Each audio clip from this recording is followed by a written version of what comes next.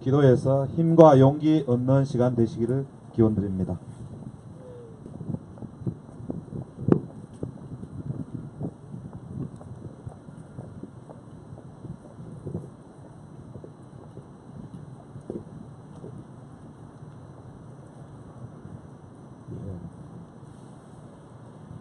오늘 여러 곳에서 토지를 강제로 빼앗기고 고통의 시간을 보내는 분들이 여기 이렇게 자리 함께 하셨습니다. 우리 성서에 나봇의 포도원 사건이 나옵니다. 아합 왕이 나오는데 이는 이스라엘 역사상 가장 포악한 폭군입니다. 소리를 갑자기 팍 줄이신 거예요.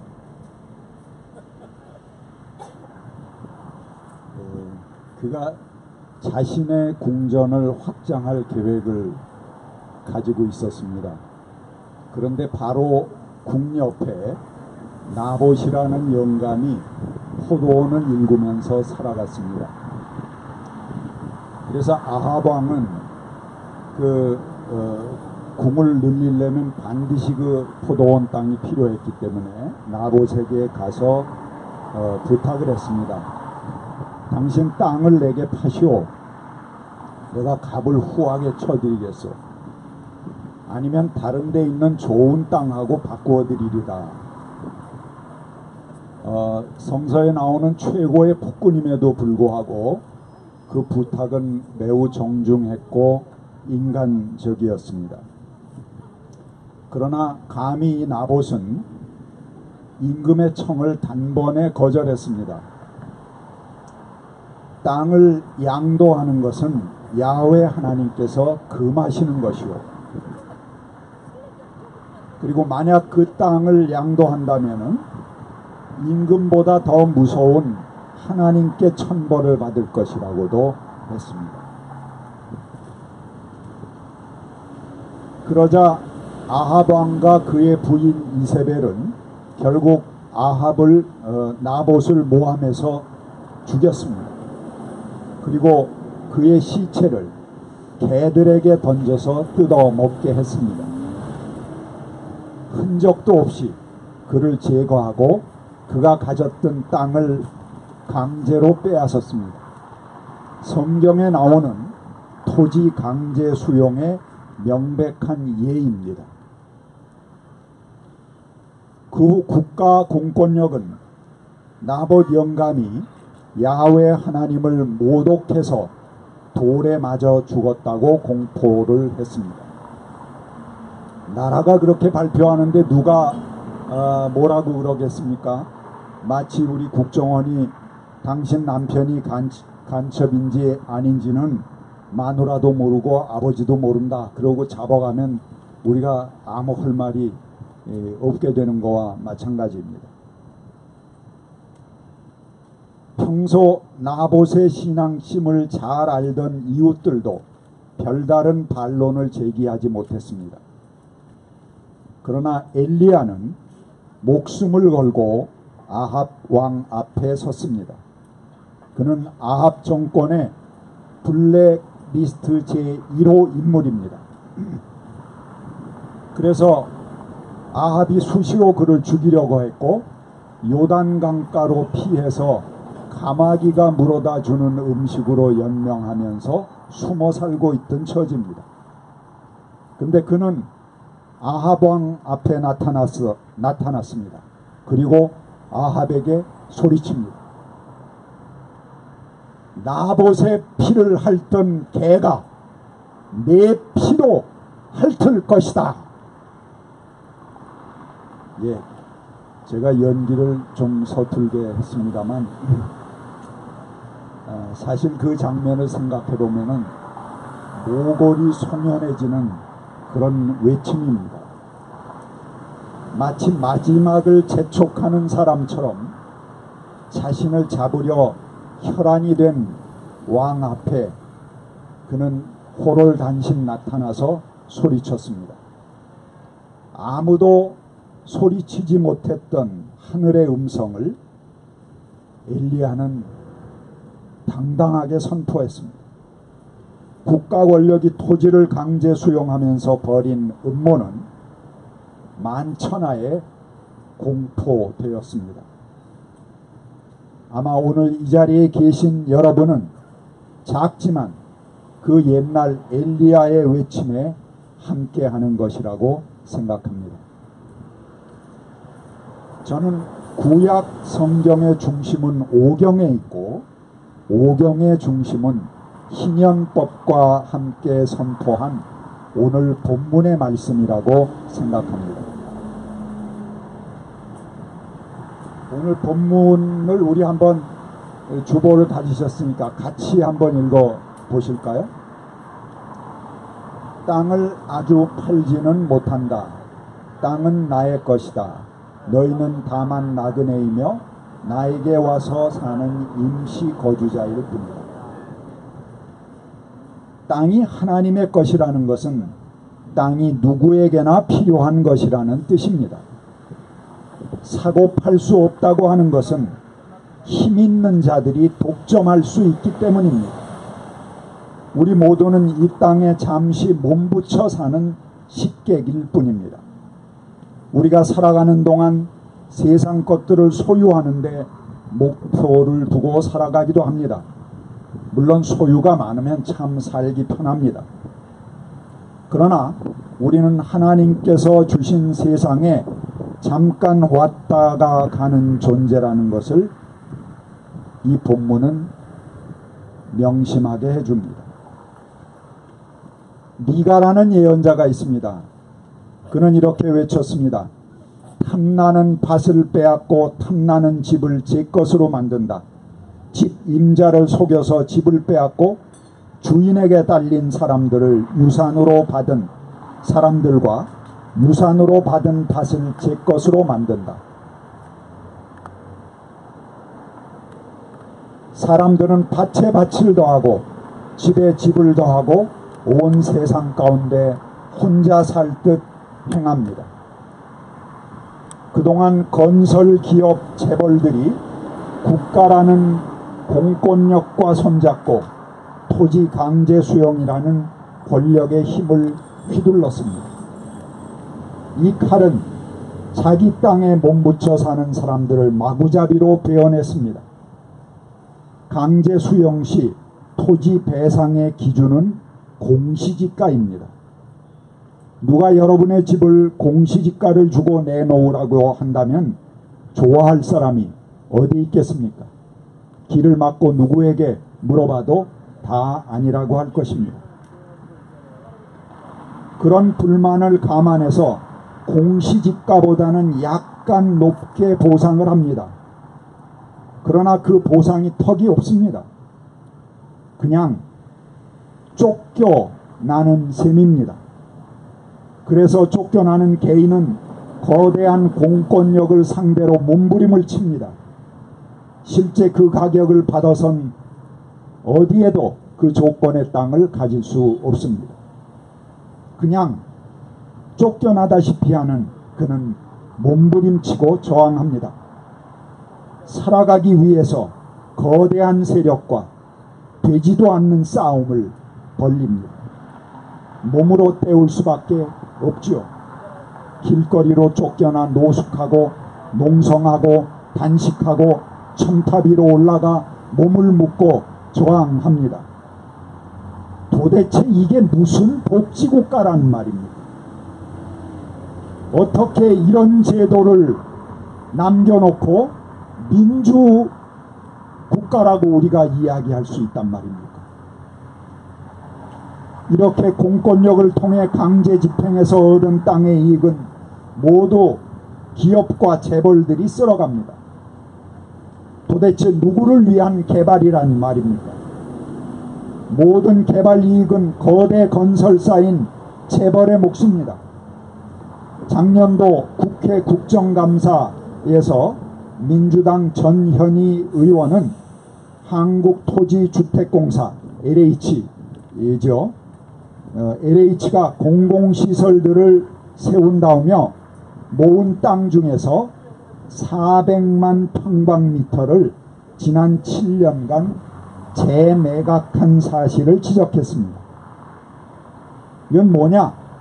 결국 사용하지 않을 땅을 사들이느라고 개인의 재산권을 침해했다는 증거입니다. 그래서 LH는 5조 5,400억의 토지를 팔았습니다. 그들이 개인에게 수용한 가격에 무려 2.5배의 가격을 주고 팔아먹었습니다. 이들은 강제 수용하고 자기가 토지를 얻을 때는 강제 수용해서 얻고 팔 때는 전국 부동산을 통해서 시가로 팔아먹었습니다.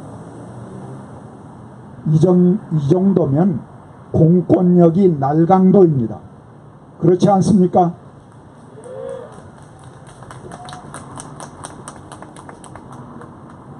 도시의 경우 수용한 곳에 고층 아파트를 세웁니다. 그렇게 분양하면은 개발 후에는 한 평의 땅이 30배, 40배의 가치로 팔리게 됩니다. 그러나 실제 수용당하는 사람에게는 한 평의 가치도 제대로 보상하지 않고 내쫓고 있습니다.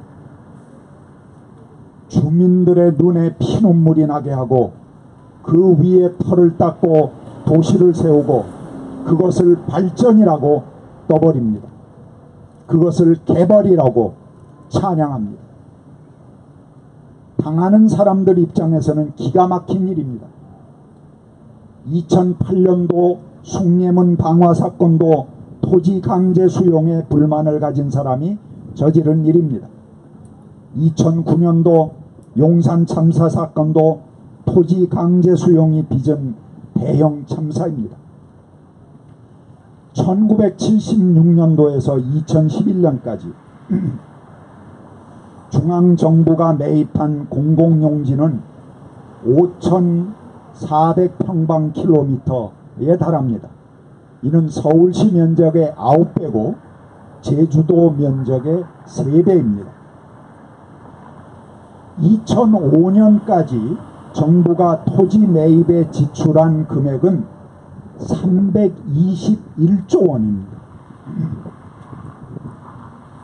기업뿐만 아니고 정부도 덩달아 토지 장사를 한다는 것입니다. 이런 와중에 박근혜는 2015년 8월에 민간 임대주택에 관한 특별법인 뉴스테이법을 제정했습니다. 이는 의무 임대 보증기간을 10년짜리는 보증기간을 8년으로 5년짜리는 4년으로 줄여서 그 건설한 기업이 임대료를 높여받을 수 있는 조건을 마련해 주었습니다. 그리고 그린벨트를 해제시켜서 특혜를 주었습니다. 또 타인의 재산 수용 권한을 민간에게 부여해 주는 그런 특별법이었습니다. 그런데 이 법을 박근혜 혼자 했습니까? 아닙니다. 그 당시 야당이었던 민주당도 같이 손잡고 이 법을 통과시켰습니다.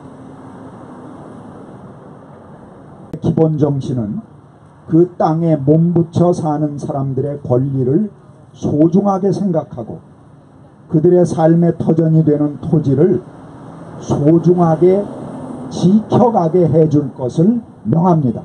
그것이 가장 으뜸가는 오경의 법입니다. 남의 땅을 빼앗는 자, 땅의 경계석을 함부로 옮기는 자는 하나님께 직접 벌하신다고 그들은 믿었습니다. 왜냐하면 남의 생명을 빼앗아 자기 것으로 삼기 때문에 그렇습니다. 땅은 모두에게 골고루 나누어질 때 풍요로우며 땅은 비로소 생명이 됩니다. 성경은 그럴 때 정의롭다고 말합니다. 정의라는 것이 정신적인 이념들이나 영적인 개념들이 아닙니다. 정의는 어떻게 하면 모든 육체들이 생명의 물적 기초를 골고루 나누는가의 문제입니다. 온전한 삶을 이루는데 필요 불가결한 삶의 근거를 공평하고 평등하게 소유하는가의 문제가 바로 정의입니다. 땅이 누군가에게 독점되는 것은 불의입니다. 공평이 사라진 것입니다.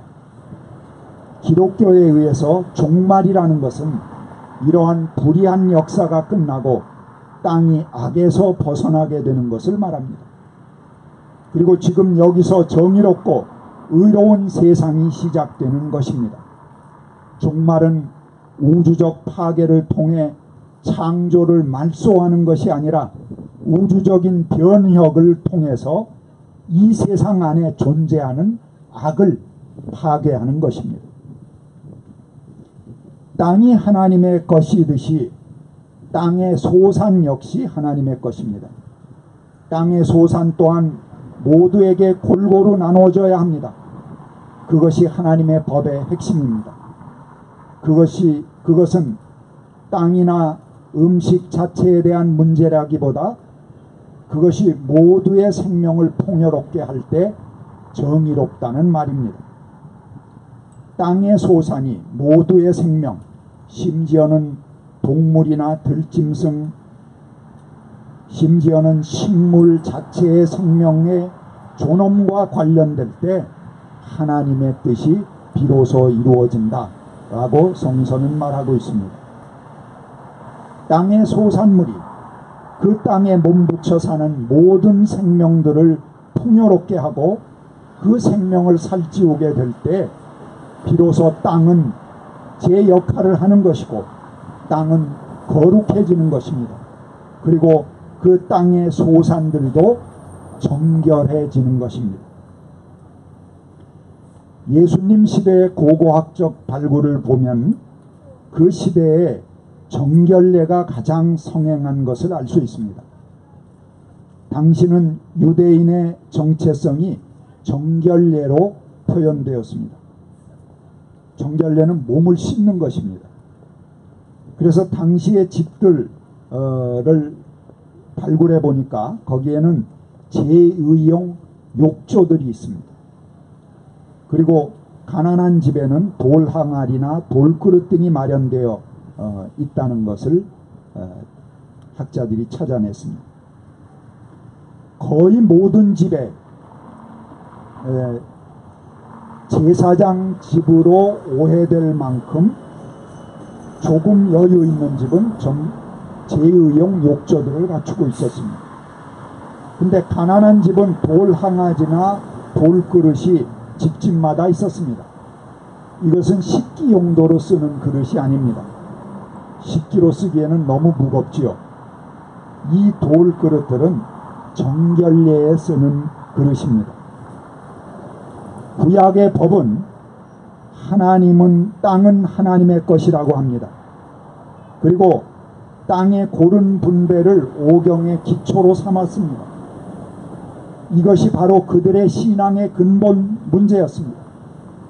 또한 땅의 소산은 하나님의 것이라고 해서 땅에서 나는 산물들이 모든 생명을 위해 골고루 분배되기에 힘썼습니다. 그것이 복잡한 법전의 내용들에 깊이 숨겨져 있는 원리입니다.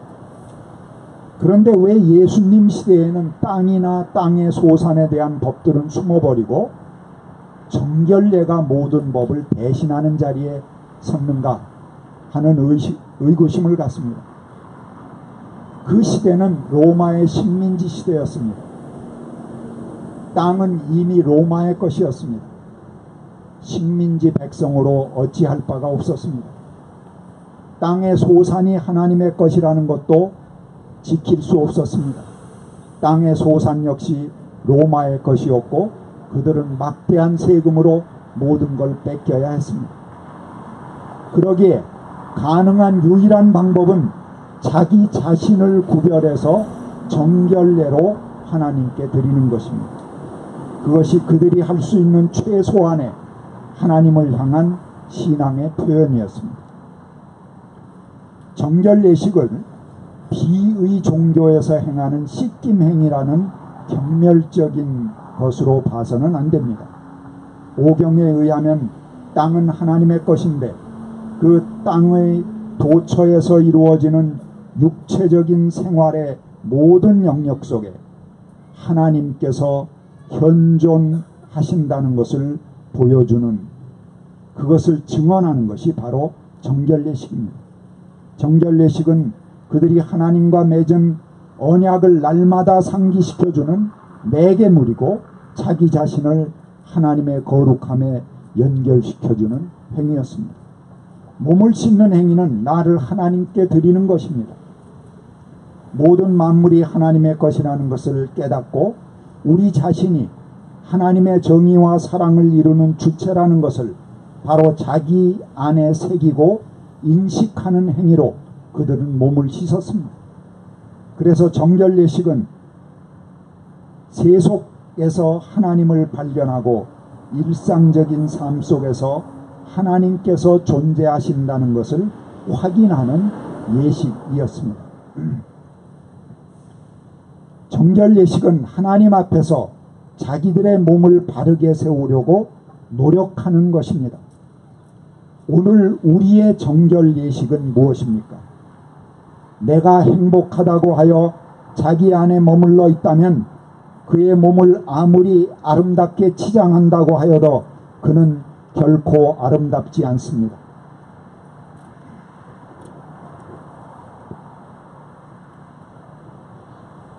아무리 그의 몸을 정결하게 하여도 그의 몸은 정결하지 않습니다. 엘리야는 땅이 한 평도 없었습니다. 그는 자신의 소유로 땅은커녕 땅의 소산의 일부라도 가져보지 못했습니다. 그러나 그가 나봇의 억울한 사연을 풀기 위해 자신을 죽이러 혈안이 되어 있는 아합 왕 앞에 나섰습니다. 그가 그렇게 해야 할 의무는 어느 곳에도 없습니다. 성경의 어떤 법도 그런 의무를 말하지 않습니다. 하지만 그는 왕 앞에 서서 외쳤습니다. 왜 그렇게 했습니까? 엘리야 자신은 자신의 것이 아니기 때문이었습니다. 그는 하나님의 것이었습니다. 사람들이 엘리야가 다시 왔다고 말하던 예수도 마찬가지였습니다.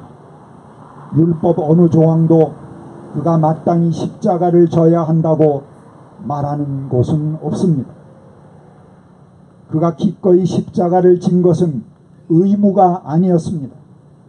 사람들은 대개 자신이 꼭 해야 할 의무만을 행하고 모든 것을 다 했다고 말합니다. 그 외의 것에는 아무것도 관심을 가지려 하지 않습니다. 누가 옆에서 죽어나가도, 누가 자기 땅을 다 빼앗기고 울부짖어도 저건 내 일이 아니다 라고 말합니다. 그러나 엘리야는, 예수는 그들 속에 함께 들어가서 그들의 입이 되어 외쳐주었습니다. 그것은 내 몸은 하나님의 것이다 라고 생각했기 때문입니다. 예수는 하나님의 사람이었고 하나님의 뜻을 이루기 위한 모든 일이 그 자신의 일이었습니다. 그러기에 그는 하나님의 아들이라고 불리었습니다. 내가 하나님의 것으로 구별된다는 것은 모두에게 내가 나누어지는 것을 말합니다. 그럴 때 우리는 하나님께 구별되는 것입니다. 오히려 지저분한 철거 현장, 노숙 현장, 아픔이 있는 곳에 함께 있을 때 우리는 가장 정결해지는 것입니다. 우리는 촛불혁명을 이루었고 정권을 바꾸었습니다. 그리고 지난달에는 지방정권도 바꾸었습니다. 그러나 여전히 재벌의 주머니를 불리는 토지 강제 수용이 진행되고 평생 살던 터전을 내어 쫓기는 사람들의 눈물이 강을 이루고 있습니다. 정권 교체는 단지 A가 B로 바뀌는 것을 말하지 않습니다. 국민의 삶이 바뀌어야 합니다. 저마다 복되고 행복한 삶을 누릴 수 있어야 하는데 하나뿐인 재산이 헐값으로 수용되고 있고 억울한 호소가 하늘을 떠돕니다. 개발이라는 미명 아래 몰수, 철거, 폭력, 강제, 집행 이런 것들이 난무한다면 우리는 도대체 무엇을 위해서 촛불을 들었단 말입니까? 기업가 재벌 위주의 토지 수용법을 당장 개선해야 됩니다. 강제 집행은 이 땅에서 사라져야 됩니다. 충분한 보상이 이루어져 공적 용도로 쓰겠다면 기꺼이 앞다투어 바치기를 희망하는 그런 사회가 되어야 합니다. 국민들 어느 누구든지 행복한 삶을 누릴 수 있는 권리가 있습니다. 그것이 우리 대한민국의 기초가 되어야 합니다.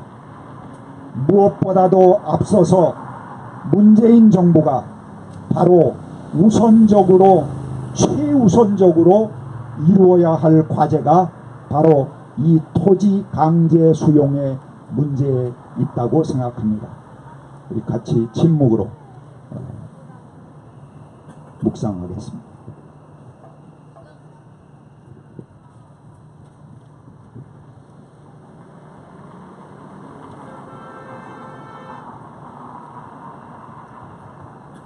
예, 하늘특별히 목사님 감사합니다. 강남 향림교회 장이 7구역 월계동 인덕마을 공중족발 강원도 골프장 강제 수용 피해 주민 마음 편히 장사하고픈 상인 모임 진접 2지구 오늘 여기에 모인 우리들의 목소리를 애절한 염원과 결의를 담아서 하늘에 계신 하나님께 기도를 올리겠습니다. 제가 선창을 하면은 제일 뒤에 네 자리만 같이 해주시면 되겠습니다. 생존권 위협하는 토지 강제 수용, 강제 집행 철폐하라! 철폐하라! 철폐하라! 철폐하라! 상가 임대차 보호법 개정하라! 개정하라! 개정하라! 개정하라! 강제 집행 자행하는 건설자본 규탄한다! 규탄한다! 규탄한다! 규탄한다! 생존권 위협하는 토지 강제 수용 철폐하라! 철폐하라! 철폐하라! 철폐하라! 네, 이어서 현장의 증언 목소리를 듣도록 하겠습니다. 강남향림교회, 그 다음에 월계동 인덕마을 대표님, 그 다음에 공중족발 강원도 골프장 강제 수용 피해 주민, 그 다음에 맘상모 진접 2지구 순서로 하겠습니다. 먼저 강남향림교회 김동환님 모시겠습니다. 나오실 때 큰 박수 부탁드리겠습니다.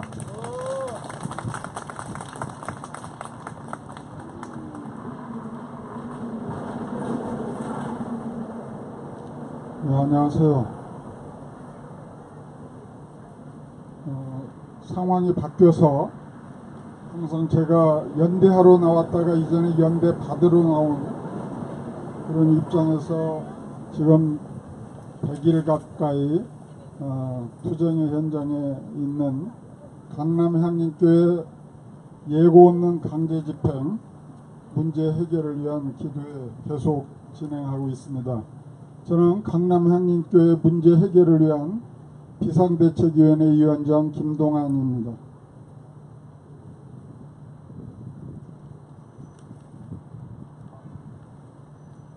강남향림교회가 성전을 침탈당한 지 98일째이자 천막 기도처 설치 86일째입니다. 그리고 청와대 앞과 명동 롯데백화점 앞에서 1인 시위를 한 지 17일째입니다. 또한 또한 바벨탑인 롯데타워 앞에서 목요 기도회를 한 지 11주째가 됩니다. 지금도 강남향교회 교우들을 중심으로 한 송파 지역 시민사회단체는 롯데타워 앞에서 기도회를 갖고 있습니다. 그동안 연대의 힘을 보여주신 여러 기관과 단체에 대해 진심으로 고맙고 감사하다는 말씀을 올립니다. 성금요일인 3월 30일 아침에 침탈을 자행했다는 것은 재개발조합과 서울 동부지방법원, 집행관과 나아가서는 시공사인 롯데건설이 돈의 혈안이 되어버린 광란극이었습니다. 또한 교회에 대한 정면 도전입니다.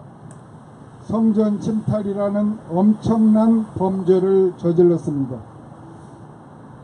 정권이 바뀌어서 자유한국당 시절에 구청장 밑에서 당당하던 조합장이 6월 14일부터 표정이 달라졌음을 감지했습니다. 그리고 서울시장과 송파구청장이 당선이 된 이후 제일 먼저 관심을 쏟은 데가 재개발 지역이었습니다. 그리고 강제 집행 함부로 하지 말라고 하는 목소리가 서울 시내를 뒤덮고 인접 수도권을 뒤덮어서 청와대도 관심을 갖지 않을 수 없는 상황까지 왔습니다. 진접지구가 여기까지 온 것을 보면 아직인 것 같아서 안타깝습니다. 드디어 강남향인교회 문제는 그렇게도 당당하든 그렇게도 무지막지하든 그렇게도 막가든 조합장이 어제 저녁에 만나자고 전화가 왔습니다. 아직도 자존심이 있는지 커피 한잔 하자입니다. 그것도 오늘 하자는 것을 저도 한번 버텼습니다.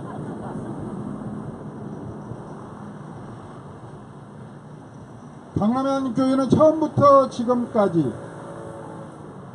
단 3가지 조건을 걸고 이것만 해결하면 더 큰 문제를 해결하기 위해서는 지속적으로 연대하겠지만 강남향인교회 문제만 가지고는 여기에서 정리를 하겠다 라고 처음부터 일관되게 이야기했습니다. 그 3가지는 첫째, 공식적으로 여러 사람들 또는 교회 예배 시간에 와서 공개 사과할 것. 두 번째는 교회에 선물을 비롯한 여러 집기를 쓰레기 취급해가지고 보관창고에 갖다 놓은 것을 다시 되돌려 놓을 것. 세 번째는 거여 2-1구역 재개발 현장에서 더 이상 강남향인교회처럼 피해자가 나오지 않도록 할 것.